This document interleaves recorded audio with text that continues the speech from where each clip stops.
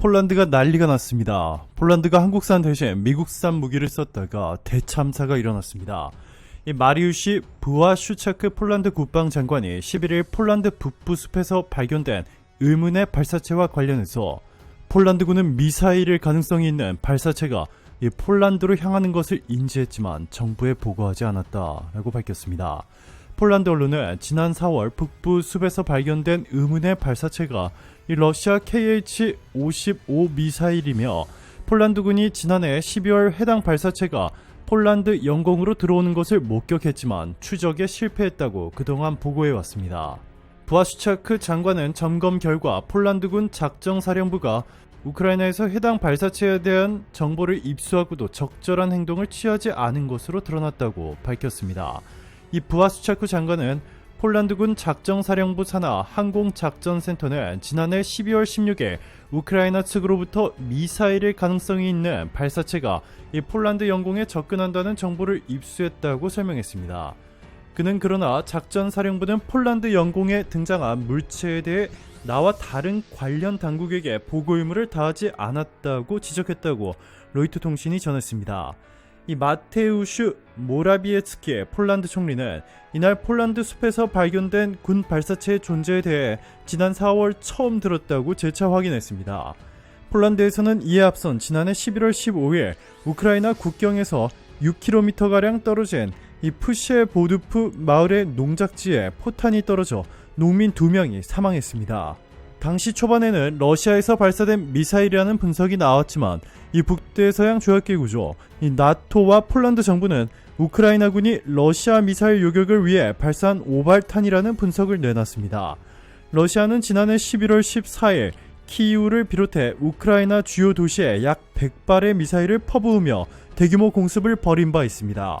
폴란드는 이 사건 이후 이웃국가 우크라이나에서 진행 중인 전쟁으로 관련 무기가 여파를 일으킬 가능성에 대해 비상이 걸려 있습니다.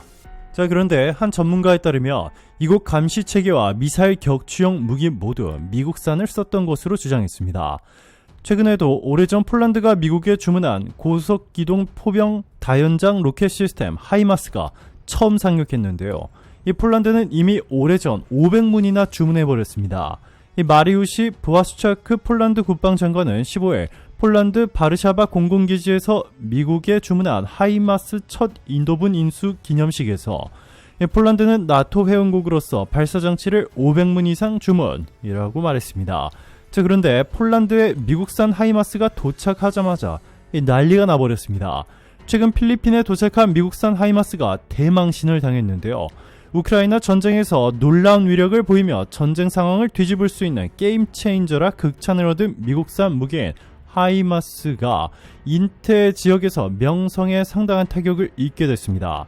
최근 미군과 필리핀군이 함께 실시한 연합훈련에서 6발의 하이마스 실탄 사격을 실시했으나 단 한 발도 목표물을 명중시키지 못한 것으로 확인됐기 때문입니다.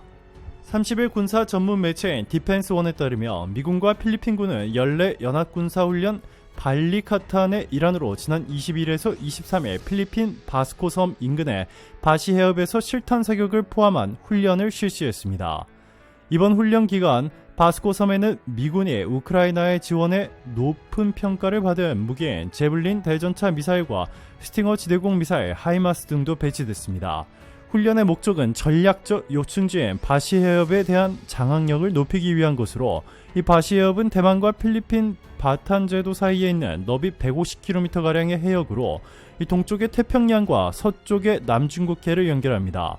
상선이나 해저 통신 케이블이 지나는 길목이기도 하지만 괌 기지를 출발한 미 공군과 해군이 대만 해협으로 직행하는 경로여서 전략적 의미가 상당하다는 평가를 받습니다. 발리카탄 훈련은 지난 2016년 필리핀에서 로드리고 두테르테 전 대통령이 취임한 이후 친중 행보를 보이면서 해마다 규모가 축소돼 실시됐으나 작년 6월 페드리난드 마르코스 대통령이 취임한 이후 미국과의 동맹을 강화하면서 훈련이 다시 확대됐습니다. 특히 올해는 중국 해군의 공격에 대비하는 차원에서 중국 군함을 가정한 선박을 목표물로 삼아 실사격 훈련도 실시했습니다.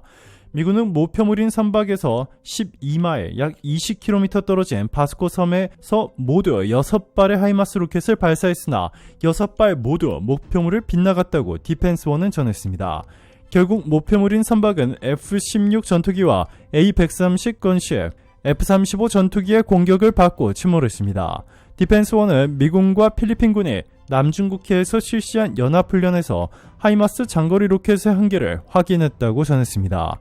위 소식을 접한 폴란드군 고위급 장교들은 당장 한국산 무기를 대신 가져오라며 고함을 지른 것으로 전해졌습니다. 한국산 무기보다 몇 배나 비싼 미국산이 폴란드에 도착했는데 성능은 한국산보다 훨씬 더 못하다는 것이 입증되자 난리가 난 것인데요. 결국 폴란드군은 미국 하이마스 대신 한국의 천궁을 대규모로 사들이려 한 것으로 알려지며 미국이 발칵 뒤집혔습니다. 방산업계에 따르며 지난주 방한한 폴란드군 지원단이 천궁2에 관심을 보이면서 생산업체인 LIG 넥스원에 들린 것으로 전해졌습니다. 아랍에미리트가 최근 한국으로부터 4조 원 규모의 천궁2를 사들인 뒤에 성과를 본 폴란드 군 간부들은 한국산 천궁2를 폴란드에 대규모로 배치하면 우리는 안전해진다 일제히 외치고 있습니다. 이로써 폴란드는 K2 전차, FA-50 경공격기, K9 자주포를 대규모로 사들인 데 이어 이번에는 미국산 하이마스 대신 한국산 천궁2까지 사기로 하면서 대규모 패키지들이 기대되고 있습니다. 이뿐만 아니라 최근 폴란드는 인도네시아가 한국의 배째라며 납부하지 않고 있는 KF-21 분담금 8천억 원을 자신들이 대신 내겠다며 KF-21 공동 개발을 인리가 아닌 자신들과 하자고 제안한 것으로 알려져 우리를 놀래켰습니다. 정부 관계자는 폴란드 국영 방산업체 PZ의 흐바웩 회장이 우리 업체 고위 관계자 등이 참석한 자리에서 KF-21 사업에 공동개발국 자격으로 참여하고 싶다는 뜻을 공식적으로 밝혔다라고 전했습니다. 폴란드는 KF-21을 자신들과 공동개발하면 유럽 전역에 적극적으로 홍보해주겠다며 인리와는 너무나 다른 적극적인 태도를 보인 것으로 전해졌습니다. 이것이 끝이 아닙니다. 한국을 향한 폴란드의 대박 선물은 이제부터가 진짜입니다. 이 4천억 달러가 넘는 규모의 우크라이나 재건 시장. 전쟁이 끝난 뒤에 완전히 파괴된 우크라이나 도시들에 대한 재건 사업은 현재 미국과 유럽, 일본 등 전 세계 국가들의 핵심 프로젝트로 지정해 욕심을 내고 있는데요.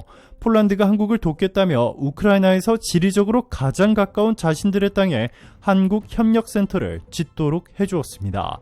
한국은 폴란드에 협력센터를 설치하고 한국 기업들은 폴란드의 미래 우크라이나 재건에 필요한 자재들과 장비들을 가져다 놓고 우크라이나 전쟁이 끝나는 즉시 우크라이나 재건 사업에 투입될 수 있도록 할 수 있게 된 것입니다. 우크라이나 국민들의 빠른 일상생활 복귀를 위해서는 속도가 생명이기 때문에 하루라도 더 빨리 시행에 옮기는 것이 매우 중요한데 이 폴란드가 사실상 한국이 이 엄청난 규모의 재건 프로젝트를 주도할 수 있도록 적극적으로 돕고 있는 것입니다. 폴란드가 이렇게까지 한국에만 특별 대우를 해주고 있는 것은 그만큼 폴란드에서 한국의 영향력이 막강하기 때문입니다.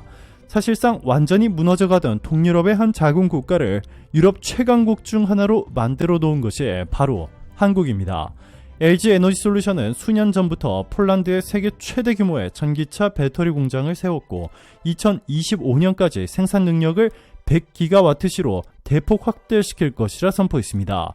세계 1위인 LG 엔솔에 이어 SK도 폴란드의 전기차 관련 대규모 투자를 선포하며 힘을 보탰습니다.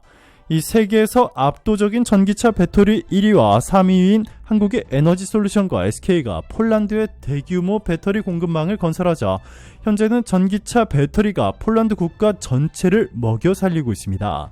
이에 폴란드는 전기차 배터리를 국가 핵심 사업으로 지정하고 한국 기업들만 특별 대우해주고 있는데요. 최근 포스코도 폴란드의 전기차 부품 대규모 공장을 짓겠다고 선포하자 폴란드는 환호하고 있습니다. 전기 모터의 전기를 발생시키는 구동 모터코어는 전기차의 제2의 심장으로 불립니다. 전기 모터 생산 비용의 40%를 차지하는 핵심 부품입니다. 전기 모터는 전기차 생산 비용의 15%를 차지하는 부품으로 배터리 30% 다음으로 많습니다. 포스코 인터내셔널이 자회사 포스코 모빌리티 솔루션을 통해 생산하는 전기차용 부품인 구동 모터코어가 2030년 생산분까지 모두 완판됐고 부품 공급을 원하는 글로벌 완성차 및 부품업계의 러브콜이 한꺼번에 쏟아지면서 연내 폴란드의 신공장을 착공하고 대대적 증산에 나설 계획입니다.